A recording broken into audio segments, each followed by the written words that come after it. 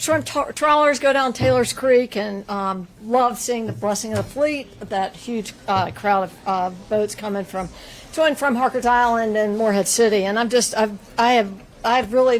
fond of the cultural heritage that is associated with men and women living off the sea. And I have, kind of as a result, been fighting these net bans for 30 years. And I call them net bans because that's basically what they've tried to do in other states, and the same efforts are ongoing here in North Carolina, including this trawling ban.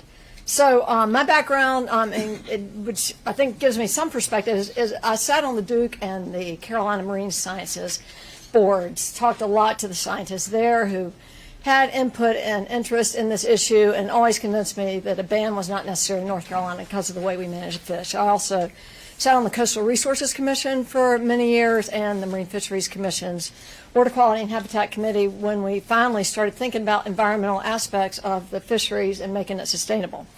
So first and foremost, this is not an environmental issue. This is an allocation issue. And in fact, if we were focused on the environment and its impact on the sustainability of the fish, we'd be talking about water quality, we'd be talking about coastal development, we'd be talking about protecting our wetlands, restoring our buffers, instead of going in the opposite direction. And the big elephant in the room, the climate crisis, because it is raising the temperatures of the estuaries and the ocean, creating ocean acidification, and that is actually what's affecting the access to the fish the most. So I think that's a really important point, because that's what I keep hearing. And I also wanted to say, I was scrawling out my notes before this started. So on this allocation issue, I will say quite frankly that the UN, this General Assembly is not equipped to handle these allocation issues. These are more suitably dealt with by the agencies. With the Fisheries Reform Act in 1997, we put together stakeholder committees. We have fishers, we have enviros, we have recreational, coastal scientists, agency folks. Those are the ones that understand the issue, and those are the ones that should be making these decisions. They shouldn't get up here where it's completely political. And I can't sort that strongly enough, because having stakeholder input is how you get to a good decision, not dropping a bomb on a bill that has hardly been considered and hasn't included the public that need to weigh in, and the stakeholders that were most impacted by this bill. So first, I want to debunk this 4-to-1 falsehood about the bycatch ratio. That is not the case at all. The individual who made that point has indicated since that he made that under pressure and that it wasn't based on fact. What is the fact is that the Marine Fisheries Commission has imposed 2 bycatch excluder devices, one for finfish and one for turtle. It has been almost 100% effective for the turtles, maybe 70% reduction in the bycatch. But I've actually been on a trawler, unlike most of my colleagues in the chamber, and I've seen the minimum amount of bycatch that has happened since these excluder devices have been added. And you also want to debunk another fact, because I hear this from my colleagues who say this is a great bill, is that we're the only state that allows inshore trawling. That's not true. Other states have restored it, including South Carolina, Virginia, Georgia. But it's actually wrong to compare us to other coastal states, because we've got more estuarine acreage than any other state in the United States. And I think that that is an important point that the scientists at Duke and Carolina kept enforcing to me, as this is emphasizing to me, because this is what distinguishes us from other states. So we've got millions of acreage of estuarine water that are ripe with fishing opportunities, and they have closed off. The Marine Fisheries agencies have Department of Marine Fisheries and the Marine Fisheries Commission have closed off the most sensitive areas. So you can't access primary nursery areas. You can't access secondary nursery areas. You can't access sensitive submerged aquatic vegetation, which is important habitat. And so we've got the restrictions in place, and we've got a different situation here. And you see a lot of people here in this room who are making a living off the water, and we'll see a bunch more in the gallery. And that's what we can't lose here, is that we're looking at a very different situation.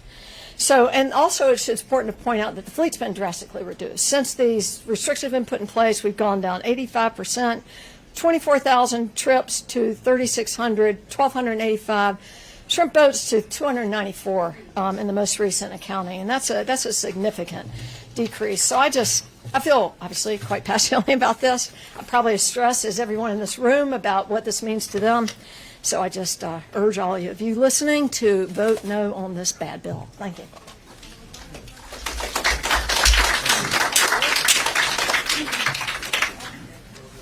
You know, when this many people get together and talk about something that is really pushing us and everything, you got to have a lawyer somewhere. So this lawyer has voluntarily volunteered to talk about something that is really disturbing him. I don't know what it is, but he's going to tell us.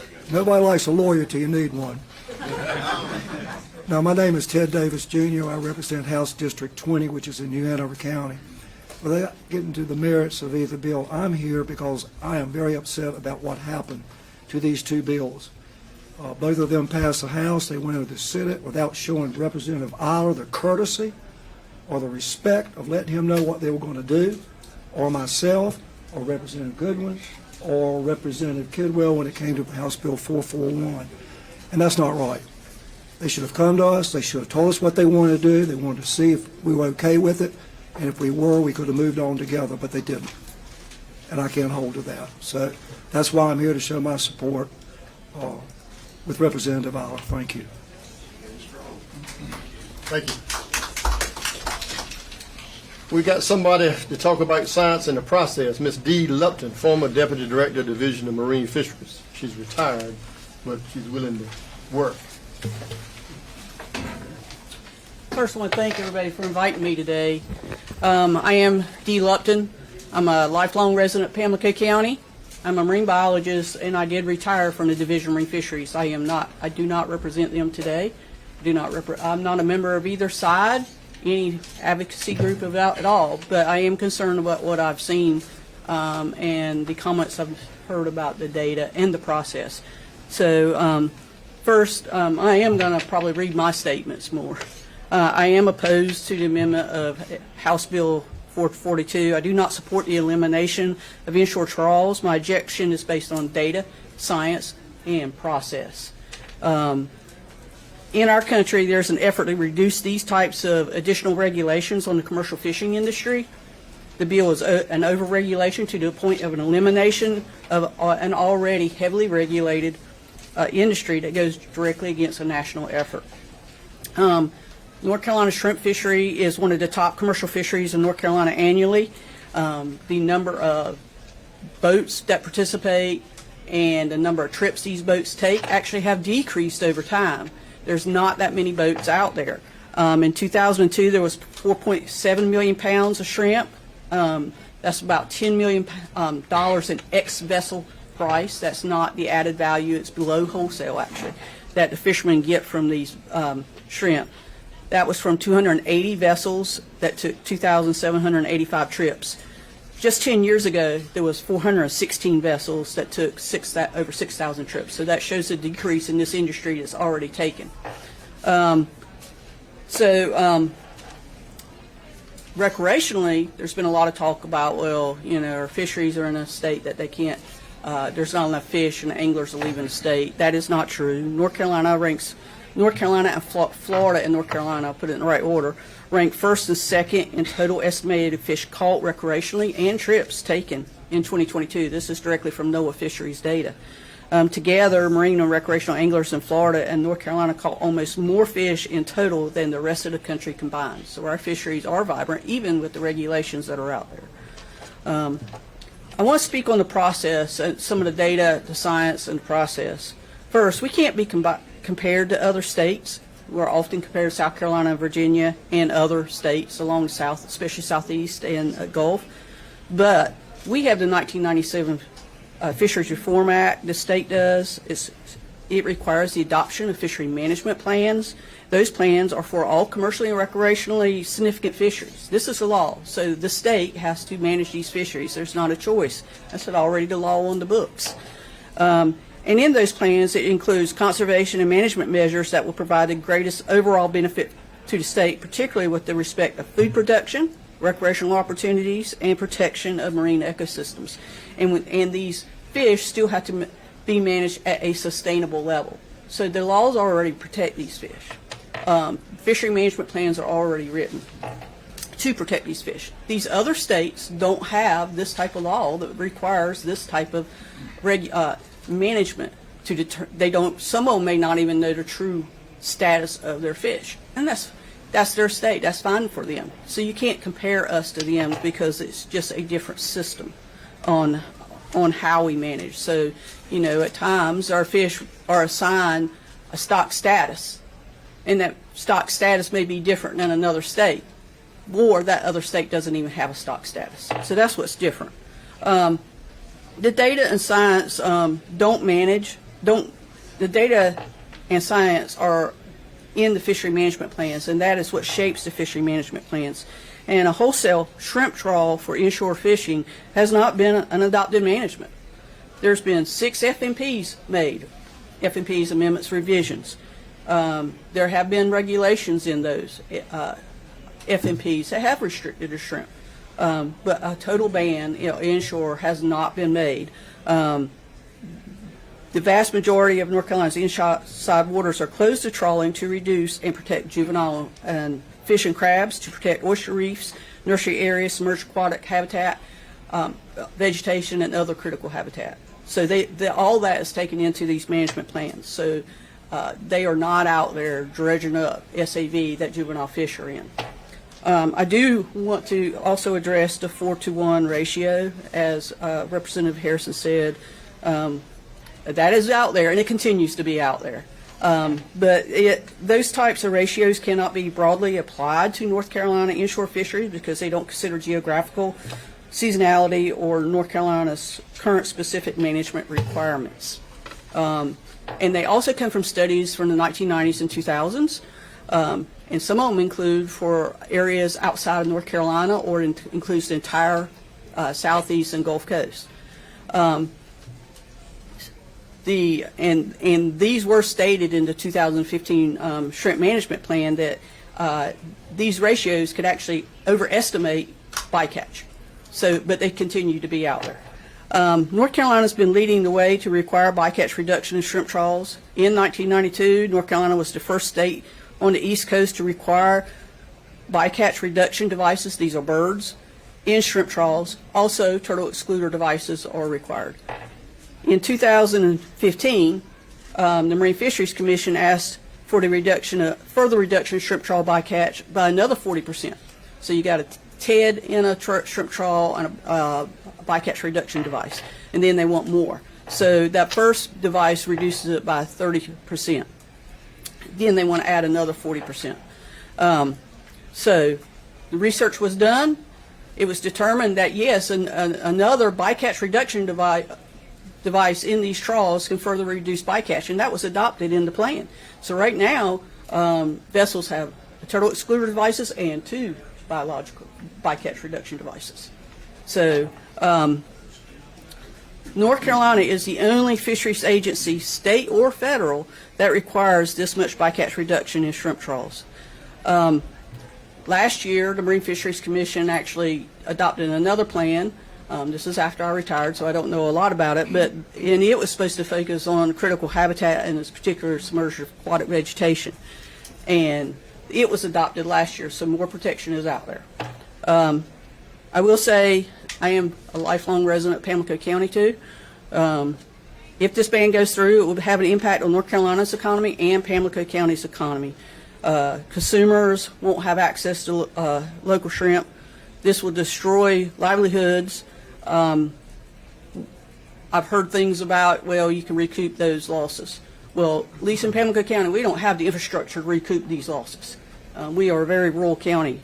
It'll affect welders and trucking and other support industries that support these industries. There are a lot of other smaller trawlers in the fisheries. They're not always the big ones you see out in the ocean. That they cannot safely operate in the ocean.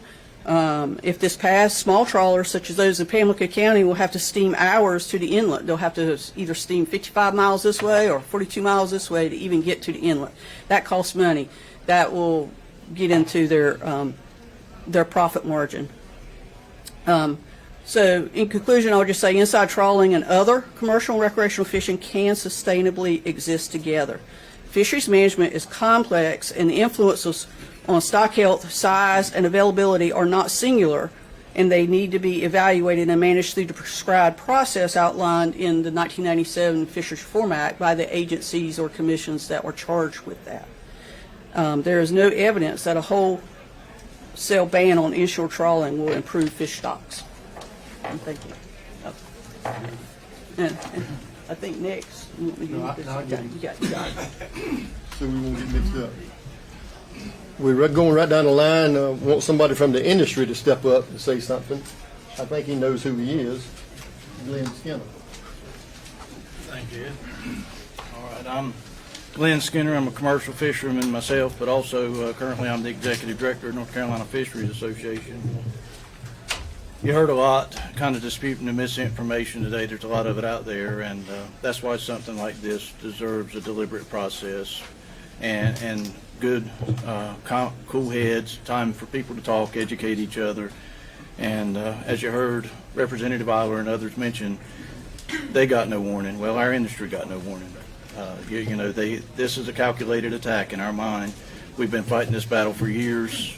We've had multiple lawsuits, multiple petitions for rulemaking. They've tried through the fishery management plan process to shut this down, and I believe the only reason they haven't shut it down is because the data's not there to support it. And of course, if you don't have the information to support what you're doing, you try something like this, quick, dirty.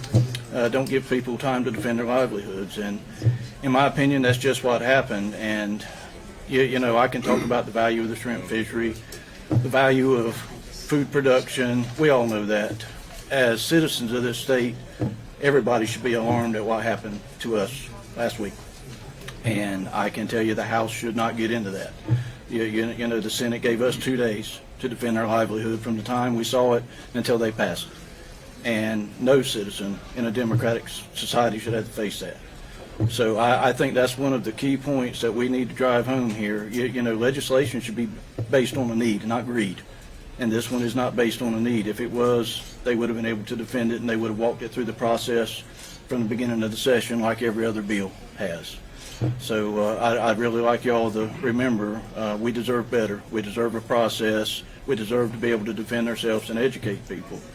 Now, you have heard a whole lot about misinformation, and you're going to hear more about it in the media. The groups who support this straw ban, like I say, they've been trying the same thing for years. Evidently, their information hasn't worked, so now they've gone to this dirty, quick tactic. And I can tell you, anybody who supports this straw ban supports what happened last week. Either they were engaged in it and they were the reason it happened, or by default, they support it. And that tells you just what kind of people you're dealing with, in my opinion. So I'm not going to get into the weeds on the issue. I think really right now what we have to focus on is, as citizens, we deserve better, and our state can do better. And I've never been so ashamed of the Senate as I was last week. So I'll be happy to answer questions and do individual interviews at any point, but I'm going to leave it at that for right now. Thank you.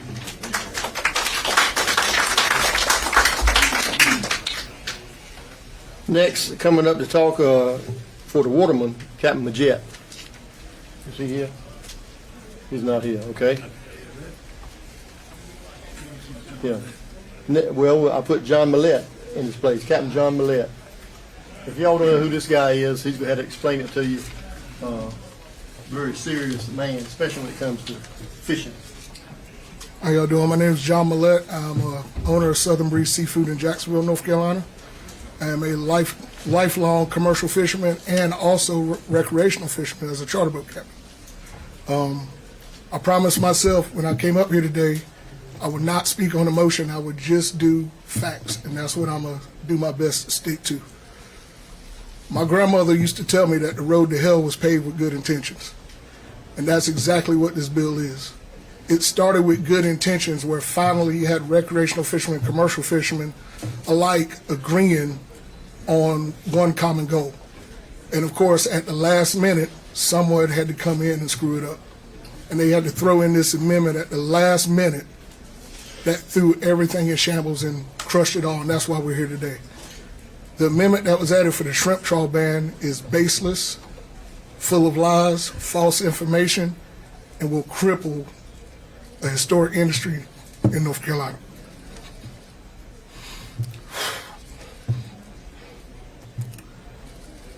A couple things I would do as facts. Trawling off North Carolina has been going on since 1917. That's 108 years. And it's still sustainable. The fishing is still good. There's still plenty of fish around, and shrimping is getting even better, even though the amount of shrimpers has gone down. If you've never been on the water or know nothing about shrimping, and you read what this amendment, it would almost make sense. But it doesn't have any context. And that's what I want to give y'all today, is context to this. They say, first of all, that they want to close shrimp trawling to all inland waters in North Carolina. 90% of North Carolina's inland waters are already closed to trawling. That's a fact. Pamlico Sound is the second largest estuarine lagoon on the East Coast besides the Chesapeake Bay. 80 miles long, 20 miles wide, and it accounts for 75% of North Carolina's shrimp landings. They will close that, which will cripple everybody. They talk about how they just want to do what other states are doing. South Carolina, Virginia. That's comparing apples to oranges. Virginia doesn't have a viable shrimp fishery. They just started it just a few years ago when a few shrimp showed up out of the blue, so they had to put something on the books. South Carolina, the water's different. They have more mud flats. You can shrimp offshore there. You can't shrimp offshore in the ocean here more than half a mile because we have too many rocks, ledges. The topography in North Carolina is different. If you ever walk on the beach here and you see how we have so many shells and rocks on the beach, but you go down to Myrtle Beach or Charleston, you don't. That tells you how many rocks are off here. No shrimper is going to go there because they're going to tear up the gear. It doesn't make sense. Common sense is not common, and if you just really look at what they're trying to throw at you, it makes that more obvious than anything. I really would love to get on the whole bycatch thing, but that's going to start a hard argument. But I will tell you, the 4-to-1 ratio is absolutely false. Any shrimper that is going out, you're going to shrimp, not kill a bunch of fish. You make your money off of shrimping. We have these things called tri-nets. It's a little small net that you put off the side of the boat to sample what you're going to catch. If anybody shrimping was to sample and have a 1-to-1 ratio of shrimp to fish, they're not going to put the big nets in the water because it's not worth them going. Nobody, no fisherman is in the business, no more than any other business on the planet, to work themselves out of a job. That's common sense. But that's what they're throwing at you. So make it make sense. Think about what they're throwing at you, and this should answer all of your questions with what's going on. And as far as the shrimp in North Carolina shrimp are coveted all up and down the East Coast, even into the Gulf, where they have plenty of shrimp as well. In my business alone, I sell shrimp in multiple states. People come ask for North Carolina shrimp specifically because of the quality of what we have with our brown shrimp fishery in the summer, which comes out of Pamlico Sound. The groups that want us to stop inshore trawling say, okay, well, the shrimp in the ocean are bigger. You get more money for them. That is true. You get a little bit more money for those shrimp. But anybody in business, again, common sense, you don't catch as many. You catch way more shrimp.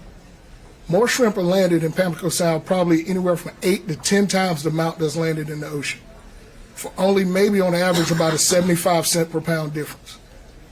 So you do the math of where the majority of the money's coming from. It's going to be inshore, so they're effectively going to crush you. And with the government and everybody pushing for more domestic food, whether it's beef, whether it's seafood, whether it's produce, that's what us as commercial fishermen give to the people of the U.S., the citizens of North Carolina, and the country as a whole. And this is taking that away from it, all from special interest groups that don't care about anybody but themselves. There's so many things I want to do, but I want to be good. I promise you I'll be good. I'll close at this is, please say no to Bill 442. It had good intentions. It got railroaded with this amendment that was added onto it. It's flat out wrong. There's no other way around it. Please say no and do the right thing. Thank you. I'm gonna ask Celeste Carnes, because she knows a little bit about water, she lives along the water, to come up and say what she would like to say. Thank you. Yes, it's Celeste Cairns. I represent District 13, which is Carteret and some of Craven County. Mostly what I want to say today is just how honored I am to represent these people. I want you to look around and see these folks. These people are hard-working North Carolinians. They don't have the time to come up here and fight these battles. And I want them to know that we are going to fight for them in the House. I have been here now, this is my 3rd year, so it's just my 2nd term. I kind of thought that perhaps I was no longer as naive as I was when I arrived. But I will say that what I witnessed last week in the Senate was horrifying. I watched the committee meeting. I watched the debate on the floor. I say debate. There was no debate. It was essentially shut down. I watched Senator Hanig, who I couldn't help but think about David and Goliath. But unfortunately, on that day, Goliath won, and it was shameful. I watched then as the Senate stripped a bill that had the coastal legislators primarily on and reinserted language. There was not a single word in the new bill that was like the original bill. But of course, the sponsors and the co-sponsor names remained. I don't know if that was intentional or not, but it certainly was confusing to the people in our districts who then look at that bill when they're told that there's a problem and they see our names. They could have chosen a lot of different bills, but for some reason they chose that one. So I have spent a lot of the last few days being very angry, and I admit that. It's better to be angry than to be sad, because I will end up in tears. I have been in tears several times during this last week. But we're going to look at this in the House in a much more deliberate way, and I trust our leadership to do a great job with this, to look at it honestly and to hear open debate among all of our members. I appreciate Representative Harrison. She has been invaluable in this fight. And when you see people on the left and the right really at the two extremes politically banding together because it's so clear that this is an injustice, that should tell us all something. Thank you.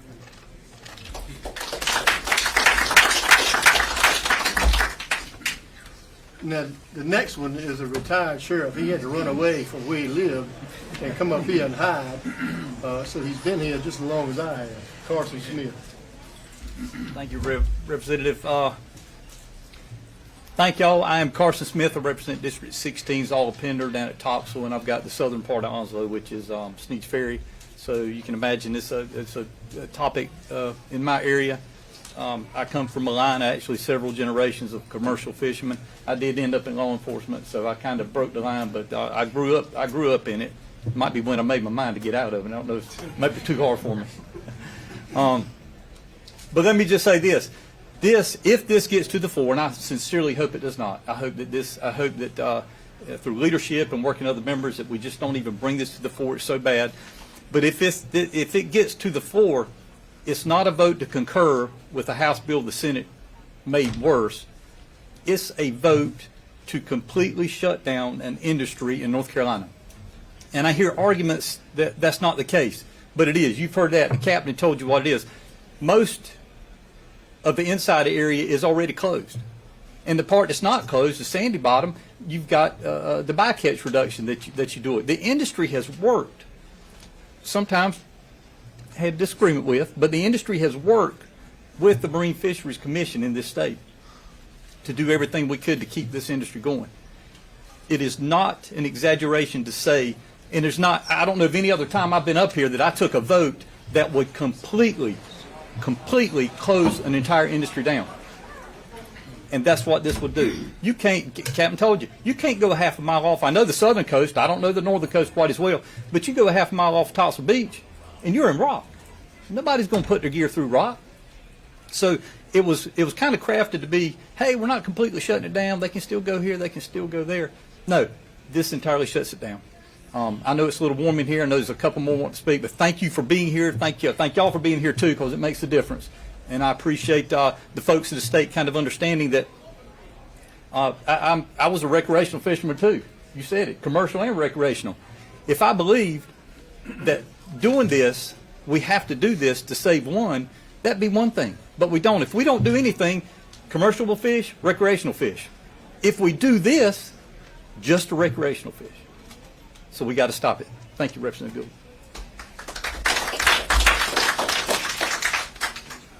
For your listening pleasure this morning, I had the man in a moment standing next to me. He is right here. Step up.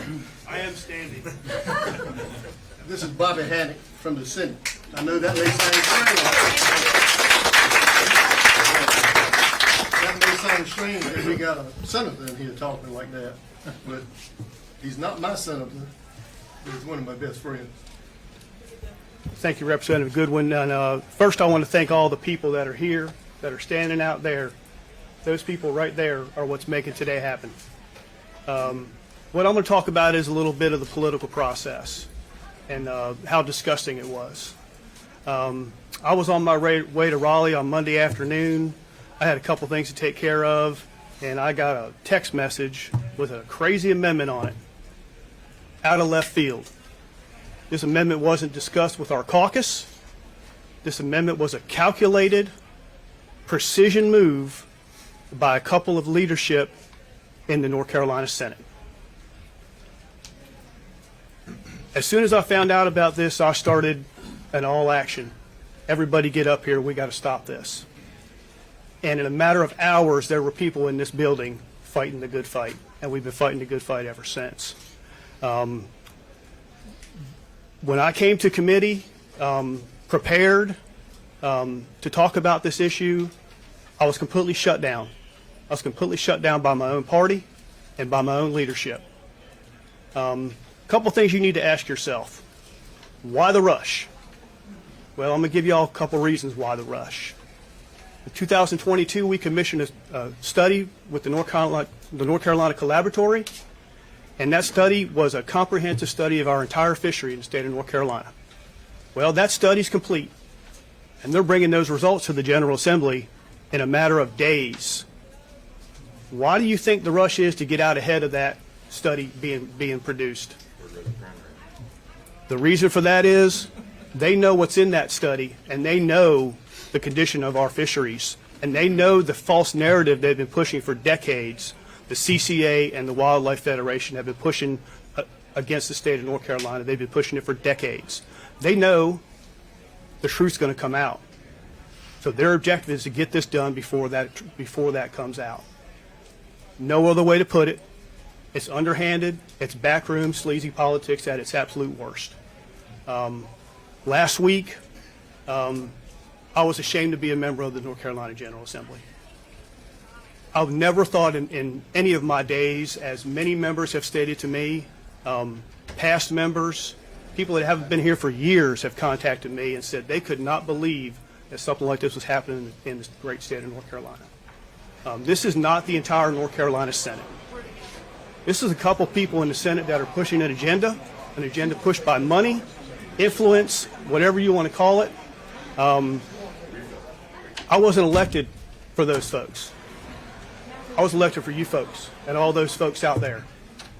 Pamlico County I had for 4 years, they're my people. Hyde County I had for 4 years, they're my people. I care about these people. I love many of them. This is important to the state of North Carolina. You've heard all the data, you've heard all, I'm not going to go through that. But what I will not tolerate in any circumstance is what happened this week to the citizens of the state of North Carolina. It's unacceptable. We can't stand for it. And if we in the North Carolina Senate don't take a stand against this type of activity, then we're no better than they are. And we have to take that stand, and we have to be strong together, and we have to band together to stop this legislation. It's bad legislation. Everybody knows why, and everybody knows it. So I could go on for days about this. Last night was no different than last week. Several amendments, a couple good ones, a couple maybe a little far out there, but getting the narrative out there. And we're going to continue that narrative, and we're not going to let this happen to us in North Carolina. So thank you for your time. Thank you for being here. And thank those folks right out there.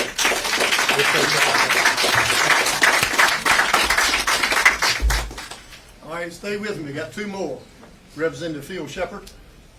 Thank you. I appreciate you all being here today. It's a great opportunity, I think, for us to come and discuss what's going on in our state. First of all, I want to say my grandmother's family settled in southern part of Onslow County, Stump Sound as we called it, in the early 1700s. They've always fished. They had oyster gardens. They farmed. They did whatever they could do to make a living. Sometimes they did both, and I know people that do both. And there's some of the hardest working people in the state of North Carolina, those people along the coast, and I just want to thank all of them for being here. I supported the first bill because it was the right thing to do. Representative Aller and others' bill, that when it came up, I spoke on behalf of it because I felt like we should open up the flounder season for people to be able to catch more flounder because they're there. So that was the right thing to do. But when the bill came back from the Senate, it pretty much decimated the good bill that we sent over.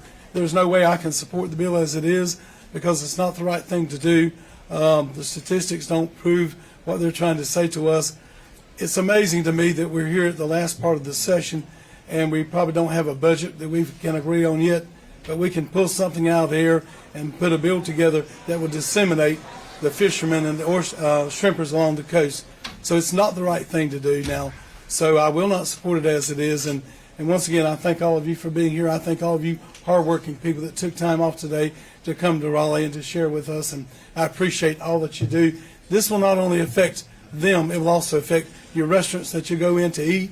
And on down the line, it will affect everybody that's involved in this state that contribute to helping the shrimpers in our state. And listen, I can tell you one thing. I was born down east. I know the difference in a local shrimp than one that comes from Thailand or China. And I appreciate you being here. Thank you.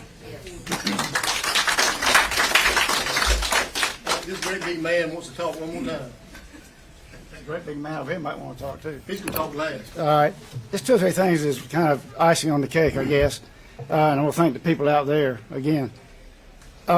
These groups that seems to be supporting this, I'm not going to name any, but I get their emails too. And it seems like they're raising money on this. And I wonder where that money goes. I'm not going to say, but just have to use your imagination where that money might go. But it won't come to me. I'm pretty sure about that. And that's okay. I mean, I get small donations from the people. I don't worry about that. Another thing, I got a call 2 days ago from Sammy Varnum. Some of y'all might know him. He builds docks and stuff. He's in Varnumtown. There's a connection there. His family has shrimped out of there, and they park their boats there, and then they go out for 5 generations. 5. And was he upset? And another thing, I was ambushed 15 years ago by a lobbyist, information in a committee when I was in the minority party. I was ambushed by a lobbyist 15 years ago. I've never forgotten it. This is worse. Is there still a Captain Majette in the house? Midget? We never found him. You never found him. He's lost at sea. All right. Next one up is this monster that my partner over here referred to. Good morning. If you think the room wasn't full of hot air already, I'm here. If you need it, his name is Keith Kidwell. Yeah. So Representative Keith Kidwell, representing Beaufort, Hyde, Dare, and Pamlico counties, which you can tell encompasses almost all the shrimp fishing in North Carolina. The people in my district for generations have relied on shrimping and fishing for their livelihoods. Names like Majette, Daniels, Creech, Cahoon. These are the folks that live down east and been fishing these waters for years. The gentleman said back to like 1912. Well, these fishing families go back 200 and 300 years, not just to 1912. It's not a career, it's a way of life. Let's talk about the economy in eastern North Carolina. Hyde County, one of the smallest populated counties in the state. 20% of the people who live in Hyde County make their living off shrimping or related to shrimping. Not fishing, shrimping. The county manager tells me the county itself would be in financial peril if this bill were to pass. Ladies and gentlemen, if you don't think this is a momentous occasion of the people that have come together here today, you can see what's out here. What you didn't realize is Representative Keith Kidwell and Pricey Harrison are on the same side of an issue. It has to be wrong. That takes a miracle right there. Folks, we don't flip a switch on an industry, because if we do it on shrimping, what do we do it on next? We're going to shut down the dry cleaners? We're going to shut down the gas stations? Are we going to shut down the people who go to work every day making an honest living because some branch of the government finally decides in some slimy backroom deal that they don't want to do this anymore? Well, by God, down east, we didn't ask them what they want to do. We want to fish. We want to do what the North Carolina Constitution says. We want to have the fruits of our labors. We're not going to stand and take this. There's a reason they put me up here last. Back when I was in high school, I recovered a fumble. Only time I ever scored a touchdown in my life, because I was on defense. But I recovered a fumble, and I just started running for the goal line because I didn't know what else to do. Defensive tackles, we don't use the football. We eat the guy that has it. So I take off for the goal line, and I feel people getting all over me. And I got across the goal line, and the coach came out after I scored the only touchdown in my life and said, "Kidwell, you carried the whole damn offensive team across the goal line on your back."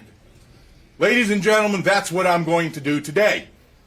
We're going to take the entire team, and we're going across the line, and we're going to spike this bill. And we're going to drive a stake through its heart so it's dead, because as you've noticed many times in this building, bills are like Freddy Krueger bills. Once you think they're dead, they come back to life. This one's going to die a swift, painful death. Or we're going to die trying. The people you see behind me are the people that are going to fight this. We've spoken to our leadership, who clearly has more sense than the other side, to not shut down an entire industry in North Carolina, while we're waiting for the very report that this General Assembly commissioned to tell us what we should do. Did they get a heads up and find out that maybe they're wrong? And that's why they're trying to rush it across before the report gets here? There's something dirty going on, people. I don't know what it is, I don't know why it is, but I can tell you this: we don't like it. We don't like it, they don't like it. And we're not going to allow it to happen. This is our stand. This is where the House of Representatives is going to take back its rightful position in the General Assembly. We are named the representatives of the people for a reason. And I can tell you, I've gotten literally thousands of emails, phone calls, text messages. A minuscule percent of those have said, "We like this bill." The vast majority are like, "No. Please don't kill our livelihood, our families. We rely on this to pay our mortgages, our rent, and yes, our taxes." We have regulated this industry nearly to death. Beaufort County had 11 fish processing houses back in the early 90s. We now have 2. Not because the fish aren't there, ladies and gentlemen. Because the jobs aren't there, because we regulate them out of business. 3 years ago, I stood on the floor of the House with the Let It Spawn bill, and a gentleman told me, one of the Republican representatives said, "You can't catch a fish in the Pamlico River and Pamlico Sound." And I said, "Representative," stood on the floor, "Representative, if you can't catch a fish in my river, in my sound, don't blame my fish because you're a poor fisherman." I went that weekend, we went 3 people on the boat, we put 66 fish in the boat in 3 hours, and I sent him a picture of every one of them. Just saw him 2 days ago, and I asked him, I said, "Have you learned how to fish yet?" He's no longer here, and I'm grateful for that, actually. Ladies and gentlemen, we're going to fight this. We're going to stop this. We're going to stop 442 and 441. Interestingly enough, I want you to go back and look at 441.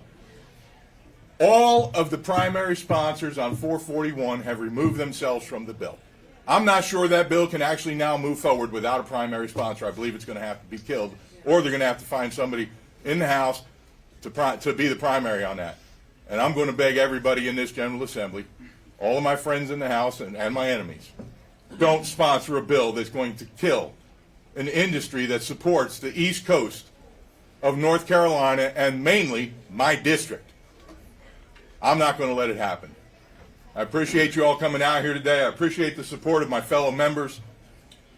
And we're going to make sure that this gets stopped, and it's going to get stopped today. Thank you all for coming out.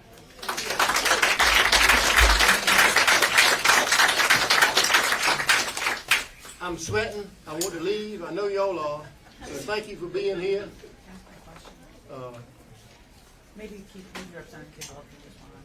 Can you respond? Okay, 441, the Senate, I mean, to play devil's advocate, the Senate said it was an honest attempt to provide some, to make good some of what they would be taking away from the shrimping industry. The only thing they can do to make good what they're trying to do is don't do it. It's a slap in the face to our fishermen. It's a minuscule amount of money that is an insult to their integrity. These people don't want to live on welfare from the government.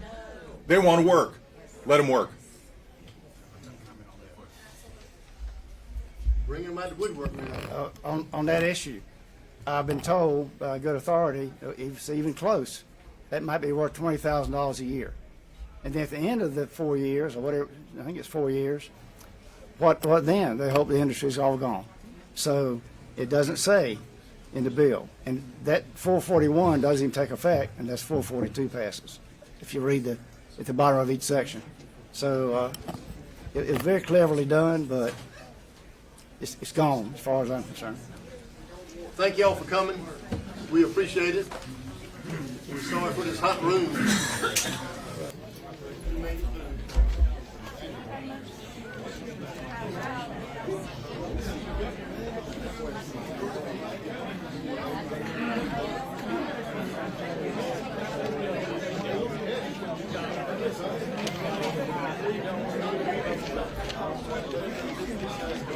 Don't think that our strategy is an indication of what we do. You are fighting the info. Today it could not be done.